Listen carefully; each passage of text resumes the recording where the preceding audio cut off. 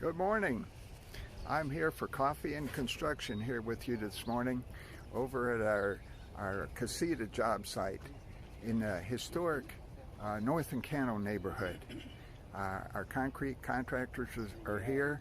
They're smoothing up the slab even now. They were here at the crack of dawn to pour this concrete. I guess this is one of our hottest days so far this year. In fact, there's a heat warning, so they wanted to get out here before things got hot.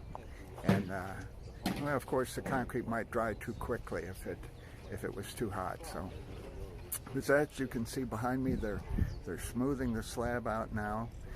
This is an exciting part for us because after this thing will really start to look like something, because the first of the week we'll have our framing contractors out here, and they'll do the part that really sets this thing off, where we'll have all of our structure up, our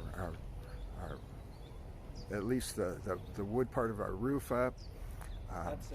So it'll be really good. This is a part when that framing goes up where our homeowners will think that this thing's going to be done in no time at all, because that goes up so quickly.